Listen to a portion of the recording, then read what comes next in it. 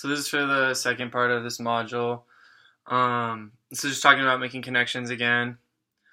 So just really the most challenging part about my internship in general, really, and it also has a lot to do with making connections in my internship, is because I'm working on a campaign, and things are kind of hit and miss, especially through the summertime leading up to the campaign. Is we go quite a bit of time sometimes without seeing each other.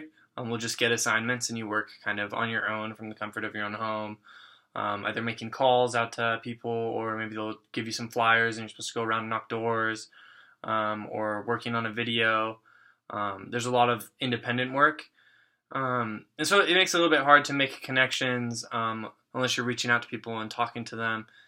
But one of the great things in the campaign, and one of the strengths, I think, and one of the things I found awesome has been making connections at public events. It's extremely easy. You just walk up to someone, you just immediately start talking to them. And if you're both at the event supporting Michelle, it's really easy because you have that in common.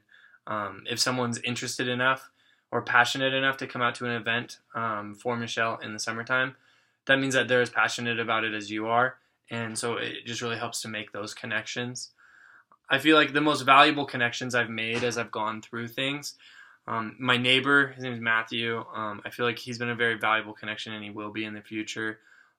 It might seem like it's kind of based on the proximity principle because we're neighbors, but honestly I feel like it's more on the self-similarity principle. When we first began talking and became friends, it wasn't necessarily because we were neighbors. Like, I would see him around, but we were at church and I was chatting with him and we started talking about some TV show and we just kind of became real good friends talking about different TV shows because we realized we had a lot of the same interests in TV shows. And we started talking about politics, and we realized that we both really like politics and stuff like that. So he's from like Washington D.C. area, and that's like where I want to go work and move to for graduate school. And so his family's from that area too. And I went out to dinner with them, and they have like family that works on Capitol Hill. They told me that I could stay and visit with them, and they'd line up interviews for me to get a job on the Hill, which would be awesome, and that I could like stay with them if I wanted to. And then I've also talked to Matthew about even rooming together once we moved to DC. And so I feel like that would be probably one of the most valuable connections, or friendships that I really even have at BYU.